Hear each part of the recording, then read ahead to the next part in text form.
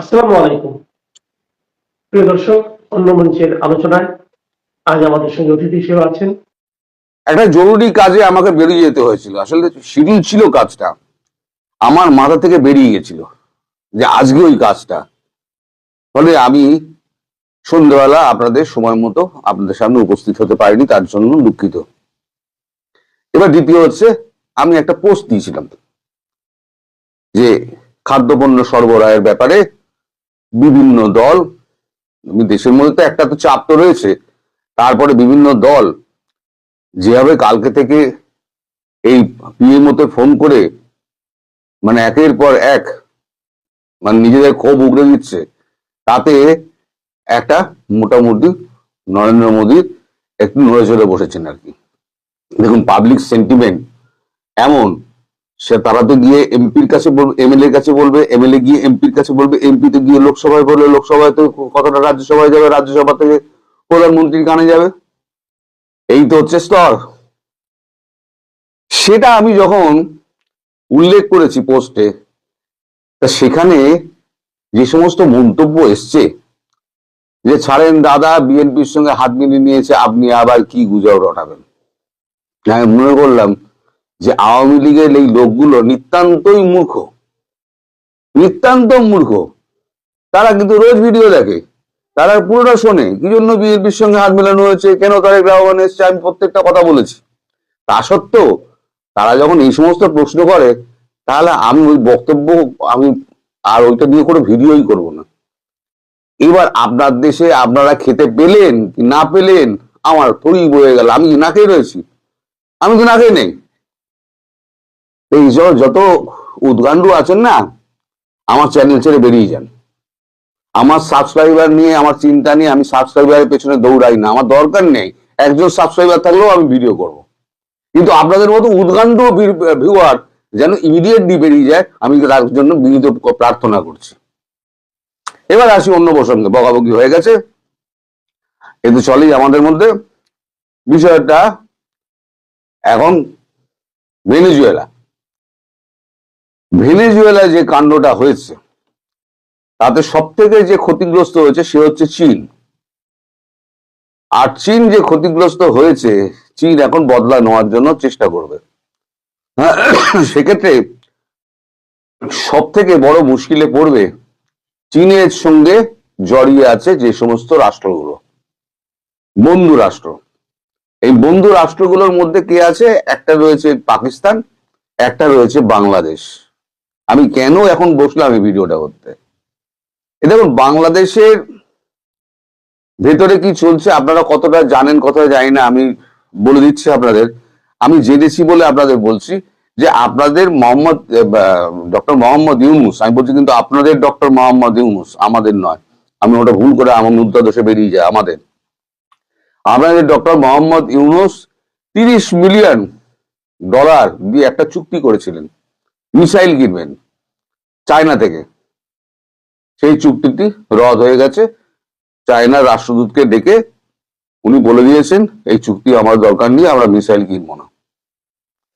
কারণ তার কাছে একটা খবর পৌঁছেছে যে ভেনেজুয়েলায় ঢুকে যদি এভাবে তুলে আনতে পারে প্রেসিডেন্টকে, ইউনাইটেড নেশন কাউন্সিলে বসা হয়তো আমেরিকা কার কাছে অভিযোগ জানাবে। তারপর আজকে সকালবেলা মার্কো রুবিওর কাছ থেকে একটা ফোন আসে ডক্টর জয়শঙ্করের কাছে, সেটা হচ্ছে ভেনেজুয়েলা সংক্রান্ত। তারপর ইতিউতি ফিসফাস শুরু হয় যে ভারত যদি এই ধরনের কোনো অ্যাকশনে যায় তাহলে বাংলাদেশ কতটা ঠেকাতে পারবে। ধরুন একই ধরনের অ্যাকশন বাংলাদেশের বিরুদ্ধে ভারত করলো, বাংলাদেশের আটকাবানোর ক্ষমতা কতটুকু? ভেনেজুয়েলাতেও লড়াকু সৈন্যবাহিনী ছিল, প্রচুর টাকা দিয়েছিল, এখানেও প্রচুর টাকা যাচ্ছে। এমনি এমনি সব হচ্ছে না তো, বিলিয়নস অফ রুপিস খরচা হচ্ছে। আপনারা মনে করেন এমনি এমনি সব হচ্ছে? তো এখন তারপরেতে খলিলুর রহমান এই খবরটি পেয়ে খলিলুর রহমান যমুনায় গিয়ে ডক্টর ইউনূসকে বুঝিয়েছেন যে যে চায়নার সঙ্গে সমস্ত সম্পর্ক কেটে দিন, না হলে কিন্তু ইউএস আমাদের ছাড়বে না। কারণ চায়না কিন্তু কাউকে বাঁচাতে যাবে না। চায়না এখন ভাবছে নিজে বাঁচবো কি করে। ইরানে তক্তাপালট হলো বলে খামিনি যে কোনো সময় খামিনি পালাবে, রাস্তায় পুরো মানুষ নেমে গেছে। আর যত মন্ত্রী শান্তি ফান্তি সব রয়েছে না, যারা চলো চলো চলো চলো সাইরেন বাজছে, মন্ত্রী আসছে, গার্ড দিচ্ছে, স্যালুট দিচ্ছে, সব তারা এখন বিদেশি এজেন্সির সঙ্গে যোগাযোগ করছে, ভাই প্রাইভেট জেটে আমি চলে যাচ্ছি, আমার আশ্রয়টা ব্যবস্থা করে দাও। এই যখন হাসিনা যখন পতন হলো, মন্ত্রীরা গেল কোথায়? যে যা সাড়ে কেটে পড়েছে, সবাই কিন্তু তার এক্সিট রুট ঠিক করে রাখে। কিন্তু ডক্টর মোহাম্মদ ইউনূস কোনো এক্সিট রুট রাখেননি। উনি যাবেন কোথায়?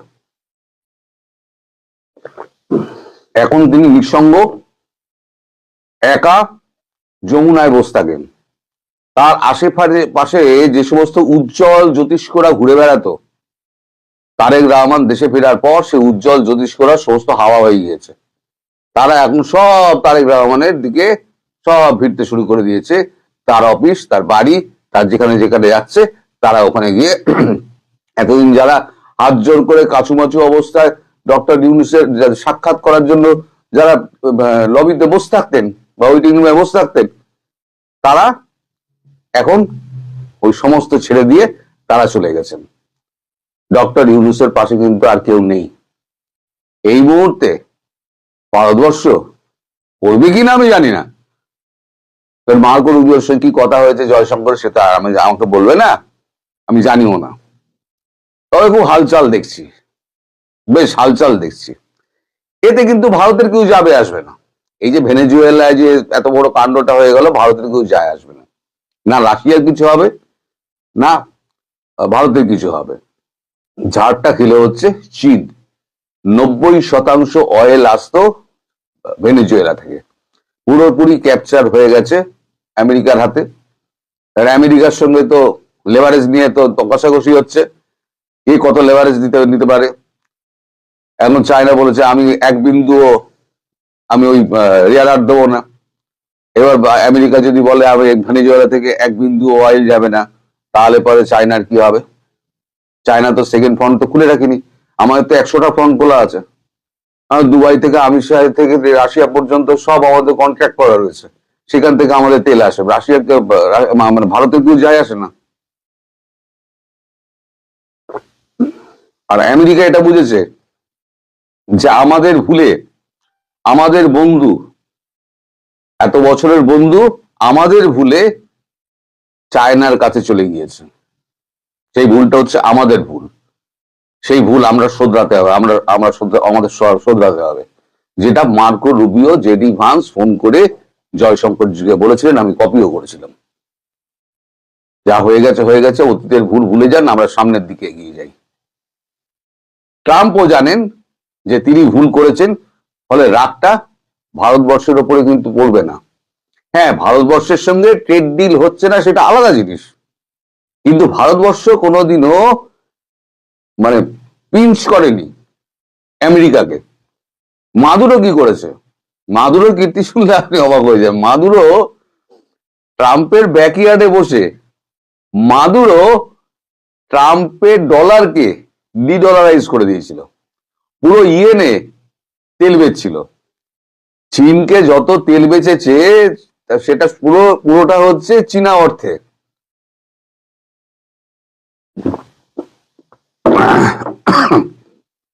এবং এখানেই থামেননি, তিনি বলেছেন যে 2024 সালে যে আমরা ডিডলারাইজেশন করে ফেলেছি, আমাদের আর ডলারের প্রয়োজন নেই। এখন আমেরিকা দেখছে তার ব্যাকইয়ার্ডে একটা দেশ সমাজতন্ত্রের পথে যাচ্ছে, ইন্ডিপেন্ডেন্টলি সে অর্থনীতি করছে, তার আমার অঞ্চলের মধ্যে বসে সে অন্যকে তেল বেচছে 90%, নিজে 10% ব্যবহার করছে, অথচ আমি তেল পাচ্ছি না। একটা অফার তাকে দেওয়া হয়েছিল মাদুরোকে, যে আপনি যে দেশে যাবেন আপনি চলে যান, যত অর্থ চাই তত সম্পদ নিয়ে আপনি চলে যান, আমরা আপনাকে যেতে দিচ্ছি, সেফ এক্সিট দিয়ে দিচ্ছি, আপনার পরবর্তী যে কোন সাকসেসর হবে, সেটা আমরা আমাদের পছন্দ মতো সাকসেসর বসিয়ে দেবো। মাদুরো মানেননি। মাদুরো মনে করেছিলেন চীন আমাকে বাঁচিয়ে দেবে। এদিকে চীন যখন ওখানে উপস্থিত, চীনের যত মানে লোক ওখানে উপস্থিত, তারা মিটিং করা 3 ঘন্টার মধ্যে, 3 ঘন্টা পরে মাদুরোকে তুলে নিয়ে চলে এলেন। আর সমাজ মাধ্যমে যে ছবিটা বেরিয়েছে, একটা ভিডিও বেরিয়েছে, নিউ ইয়র্ক এয়ারপোর্টে নেমেছেন, হাতে হাত করা, একটা দেশের প্রেসিডেন্ট যাচ্ছে, সারা জীবনটা চলে গেল। এবং কতটা ঠিক কতটা ভুল সেটা ইতিহাস বিচার করবে। এখনো পর্যন্ত কেউ ইরাক নিয়ে, আমেরিকার যুদ্ধ নিয়ে কথা বলে না। ফলে এখন গভীর চিন্তায় ডক্টর ইউনূস, যে তার কি হবে। নিঃসঙ্গ যমুনায় এখন KKR মানে কলকাতা নাইট রাইডার্স, সেই টিম থেকে শেষমেশ বহিষ্কৃত হতে হয়েছে বাংলাদেশের খেলোয়াড় মুস্তাফিজুর রহমানকে। ভারতীয় ক্রিকেটের নিয়ামক সংস্থা BCCI বলেছে, সম্প্রতি বাংলাদেশে যে পরিস্থিতি চলছে তার কারণে BCCI KKR-কে এই সিদ্ধান্ত নিতে বলেছে। আর তারপরে সামান্য কিছু গড়িমসি এবং শেষমেশ KKR থেকে বহিষ্কৃত এবং IPL থেকেই বহিষ্কৃত মুস্তাফিজুর বাংলাদেশের ক্রিকেটার। আর সঙ্গে সঙ্গে ফেটে পড়েছে বাংলাদেশের অন্তর্বর্তী সরকার ও সেখানকার মানুষ। ক্রীড়া উপদেষ্টা আসিফ নজরুল তিনি পোস্ট করেছেন, চরমপন্থী সাম্প্রদায়িক গোষ্ঠীগুলির কাছে নতি স্বীকার করে ভারতীয় ক্রিকেট বোর্ড কলকাতা নাইট রাইডার্সকে বাংলাদেশি ক্রিকেটার মুস্তাফিজুর রহমানকে দল থেকে বাদ দিতে নির্দেশনা দিয়েছে। আমি এই সিদ্ধান্তকে দৃঢ়ভাবে নিন্দা ও প্রতিবাদ করি সাম্প্রদায়িক গোষ্ঠীগুলির চাপে। আচ্ছা, ঠিক আছে। এরপরে আর একজন মোস্তফা সরোয়ার ফারুকী, কি সংস্কৃতি বিষয়ক পরামর্শদাতা বা অ্যাডভাইজার, তিনি বলেছেন ঘটনাটিকে ন্যক্কারজনক বলে অভিহিত করে ফেসবুকে পোস্ট দিয়েছেন। IPL এ মুস্তাফিজের সাথে যা ঘটেছে তা অত্যন্ত লজ্জাজনক। এই ঘটনার মাধ্যমে বাংলাদেশের নাগরিকরা ঘৃণার রাজনীতি দেখেছেন এবং গভীরভাবে আহত হয়েছেন। ঘৃণার রাজনীতিতে ডুবে থাকা বাংলাদেশের বর্তমান সরকারের কুশীলবরা ঘৃণার রাজনীতি অন্য কোনো জায়গায় দেখতে পাননি। তারা সেটা দেখছেন ভারতের এই ভূমিকায়। এটা দেখে হাসবো না কাঁদবো বুঝতে পারছি না।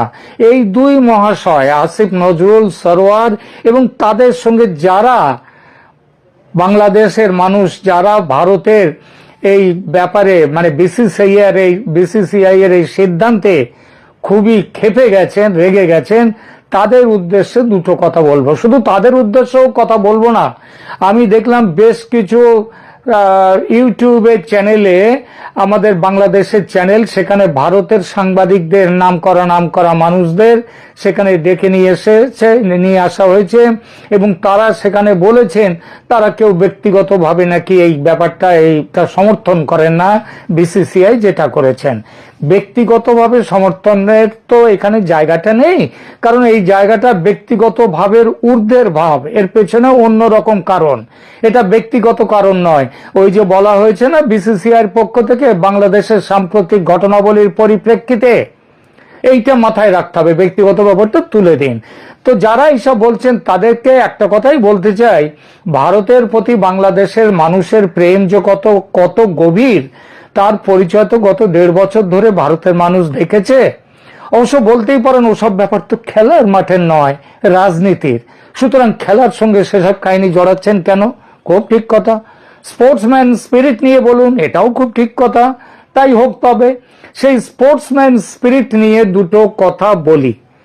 প্রথমে একটা দিনের কথা মনে করিয়ে দিই, 19শে নভেম্বর 2023 ভারতের নরেন্দ্র মোদী স্টেডিয়ামে আহমেদাবাদে ওডিআই ওয়ার্ল্ড কাপ মানে one day international world cup ফাইনালে ভারত অস্ট্রেলিয়ার কাছে হেরে গেল 6 উইকেটে। ভারতের সেই পরাজয়ে অস্ট্রেলিয়ানরাও ততটা উচ্ছ্বাস করেনি, মানে তাদের জয়ে, অস্ট্রেলিয়ানরা নিজেদের জয়ে যতটা না উচ্ছ্বাস করেছিল তার থেকে বেশি উচ্ছ্বাস প্রকাশ করেছিল বাংলাদেশের এই স্পোর্টস লাভাররা, যারা বলেন খেলার মাঠে আবার রাজনীতি কি। বাংলাদেশে ভারতের পরাজয়ের আনন্দের সবচেয়ে বড় প্রদর্শন ঘটেছিল সেদিন ঢাকা বিশ্ববিদ্যালয়ে। বিশ্ববিদ্যালয় কর্তৃপক্ষ ফাইনাল ম্যাচ দেখার জন্য টিএসসি বা টেস্টিং স্টুডেন্ট সেন্টার স্কোয়ারে একটি বিশাল বড় স্ক্রিন লাগিয়েছিলেন। হাজার হাজার ছাত্র সেই খেলা দেখতে জড়ো হয়েছিলেন। যখন ভারত ম্যাচ হেরে গেল তখন টিএসসি স্কোয়ার থেকে ঢাকা বিশ্ববিদ্যালয়ের ছাত্ররা শয়ে শয়ে হাজারে হাজারে আনন্দে নাচতে নাচতে এবং গান গাইতে শুরু করেছিল, কারণ ভারতের পরাজয়। তারা জাতীয় গর্ব নিয়ে বাংলাদেশ বাংলাদেশ স্লোগান লাগিয়েছিল সেদিন। ভারত হেরেছে, এটাই বাংলাদেশের জাতীয় গর্বের কারণ হয়েছিল, দেখা গিয়েছিল সেদিন। খেলার মাঠ তো রাজনীতি নয়, এটার বড় প্রমাণ এই উদযাপন যে সেদিন শুধু ওই টিএসসিতে বা ঢাকায় সীমাবদ্ধ ছিল তা নয়, বাংলাদেশের অন্যান্য শহর জুড়ে একই দৃশ্য দেখা গিয়েছিল। ভারতের পরাজয়, তাতে বাংলাদেশের খুশি। যদি ফাইনাল খেলাটা ভারত আর পাকিস্তানের মধ্যে হতো আর পাকিস্তান যদি জিততো সেই খেলায়, তাহলেও বুঝতাম জাত ভাই জিতেছে তাই এই খুশি, তাও না হয় মানা যেত। কিন্তু অস্ট্রেলিয়ার জয়ে বাংলাদেশের আনন্দ একটাই কারণে, আর সে কারণটা ভারতের হার মানে বাংলাদেশের জয়।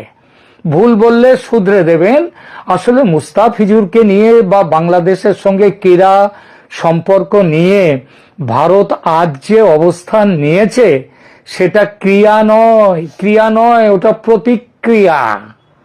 স্বীকার করতেই হয় এর মধ্যে রাজনীতি আছে। রাজনীতি নেই আমি তা কখনোই বলছি না, বলবোও না, কিন্তু সেই রাজনীতিটা আদৌ অস্বাভাবিক নয়। আর এটা নতুন কিছু নয়, শুধু যে ভারত এইটা করে বা ভারত বা এই উপমহাদেশে এমন ঘটনা ঘটে এমনটাও নয়। আসলে খেলার মাঠ এবং রাজনীতি আপাত দৃষ্টিতে দুটো ভিন্ন মেরুর বিষয় মনে হলেও ইতিহাসের পাতায় এরা অবিচ্ছেদ্যভাবে জড়িয়ে আছে। খেলার মাঠ যেমন সংহতির জায়গা, তেমনি এটা বারবার রাজনৈতিক আদর্শ প্রচার, প্রতিবাদ এবং জাতীয়তাবাদের বহিঃপ্রকাশের মঞ্চ হিসেবে ব্যবহৃত হয়েছে। এই যে ক্রিকেট খেলতে গিয়ে কয়েকদিন আগে একজন কাশ্মীরি খেলোয়াড় সে তার টুপিতে প্যালেস্টাইনের পতাকাটা দিয়েছিল। কেন? ওটা কি খেলার অঙ্গ ছিল? না, রাজনীতি। সুতরাং এই যে খেলাধুলা রাজনীতির ঊর্ধ্বে, এই কথাটা শুনতে ভালো লাগলেও বাস্তব ছবি কিন্তু একেবারেই আলাদা। সেই প্রাচীন অলিম্পিক থেকে শুরু করে আধুনিক ফুটবল বিশ্বকাপ পর্যন্ত খেলার মাঠ সব জায়গাতে ক্ষমতার লড়াই, কূটনীতি, সামাজিক পরিবর্তনের হাতিয়ার হিসেবে কাজ করেছে খেলার মাঠ। আপনারা রোমের যে রাজা নিরোর, সম্রাট নিরোর কথা শুনেছেন। আপনারা হয়তো নিরো যে বলে না, রোম যখন জ্বলছিল নিরো তখন বেহালা বাজাচ্ছিলেন। আসলে নিরো আর একটা কারণের জন্য বিখ্যাত। নিরো জবরদস্তি করে তিনি অলিম্পিকে সাহিত্য এবং সঙ্গীতকে ঢুকিয়ে দিয়েছিলেন এবং সেখানে অলিম্পিকে পুরস্কার জিতে নিয়েছিলেন এই দুই বিভাগে। ব্যাপারটা বুঝলেন? বিখ্যাত ইংরেজ লেখক জর্জ অরওয়েল যথার্থই বলেছিলেন, খেলাধুলো হলো যুদ্ধ বিগ্রহের সংক্ষিপ্ত রূপ। এখানে শুধু গুলিটা চলে না, আর সবকিছু চলে। গুলিও কিন্তু চলেছে, সেটা অন্য প্রসঙ্গ। 1936 সালের বার্লিন অলিম্পিকের আসরকে হিটলার ব্যবহার করেছিলেন নাজি আদর্শ প্রমাণের মঞ্চ হিসেবে, কিন্তু কৃষ্ণাঙ্গ অ্যাথলেট জেসি ওয়েন্স 4টি সোনা জিতে হিটলারের সেই দর্প চূর্ণ করে দিয়েছিলেন। সেটা ছিল খেলার মাঠে বর্ণবাদের বিরুদ্ধে এক নীরব কিন্তু শক্তিশালী রাজনৈতিক প্রতিবাদ। 1968 সালের মেক্সিকো সিটি অলিম্পিক, সেখানে পদক মঞ্চে আমেরিকার 2 কৃষ্ণাঙ্গ অ্যাথলিট টমি স্মিথ এবং জন কার্লোস, তারা মাথা নিচু করে একটা কালো দস্তানা পরা হাত মুষ্টিবদ্ধ করে ওপরে তুলে ধরেছিলেন। কি বলতে চাইছিলেন? ব্ল্যাক পাওয়ার মুভমেন্টের প্রতি তাদের সংহতি এবং বর্ণবাদের বিরুদ্ধে তাদের প্রতিবাদ। আচ্ছা, আরো আসুন, বর্ণবাদী নীতির কারণে দক্ষিণ আফ্রিকাকে দীর্ঘ সময় আন্তর্জাতিক ক্রিকেট ও অলিম্পিক থেকে নিষিদ্ধ রাখা হয়েছিল। সেটাও রাজনীতি। তবে এই ক্রীড়া বয়কট দেশটিতে রাজনৈতিক পরিবর্তনের পথে বড় চাপ তৈরি করেছিল, এটাও সত্যি। বর্তমান সময়েও খেলার মাঠে রাজনৈতিক বার্তা থেকে খেলার মাঠ মুক্ত নয়। ফিফা বিশ্বকাপ বা অলিম্পিকের আয়োজক দেশ হওয়ার লড়াই আসলে নিজেদের সফট পাওয়ার প্রদর্শনের এক বড় মাধ্যম। ইউক্রেন রাশিয়া যুদ্ধ থেকে শুরু করে ফিলিস্তিন ইস্যু, এই সব কিছু নিয়ে গ্যালারিতে ব্যানার দিয়েছে, খেলোয়াড়রা জার্সিতে তাদের রাজনৈতিক মতবাদকে ফুটিয়ে তুলেছেন। এসব প্রমাণ করে খেলা শুধু খেলা নয়, খেলা রাজনীতিও। আর এই রাজনীতির জন্যই বাংলাদেশের সর্বকালের সর্বশ্রেষ্ঠ ক্রিকেটার, আবার বলছি, বাংলাদেশের সর্বকালের সর্বশ্রেষ্ঠ ক্রিকেটার, যিনি বিশ্ব ক্রিকেটের আঙিনায় বাংলাদেশকে তুলে ধরেছিলেন, সেই সাকিবুল হাসানকে মিথ্যে মামলায় জড়িয়ে তার দেশে ফেরাকে বন্ধ করে দিয়েছে বাংলাদেশের বর্তমান অন্তর্বর্তী সরকার। এই যাদের ট্র্যাক রেকর্ড, তারা মুস্তাফিজের জন্য মুখ খুলছে। হাসবেন না কাঁদবেন? সুতরাং মুস্তাফিজুরকে বহিষ্কারের ঘটনায় যাদের মাথায় আজ আকাশ ভেঙে পড়েছে, বড় বড় জ্ঞানের কথা বলছেন, তাদের উদ্দেশ্যে বলি, আগে নিজেকে দেখুন, নিজেকে প্রশ্ন করুন, কেন ভারত এমন পদক্ষেপ করলো? কেন ভারত পাকিস্তানের সাথে বাংলাদেশকেও এক বিন্দুতে নিয়ে গিয়ে স্থাপন করলো? পাকিস্তানের কোনো খেলোয়াড়, তাদেরকে আইপিএল এ অধিকার নেই তাদের অংশ নেয়ার। পাকিস্তানের কোনো খেলা ভারতে হবে না। ভারত পাকিস্তানে গিয়ে কোনো খেলা খেলবে না। ভারত পাকিস্তানের খেলা যেটা চলছে বিদেশের মাঠে, সেই একই জায়গায় বাংলাদেশ আজকে নিজেদেরকে নিয়ে গেছে।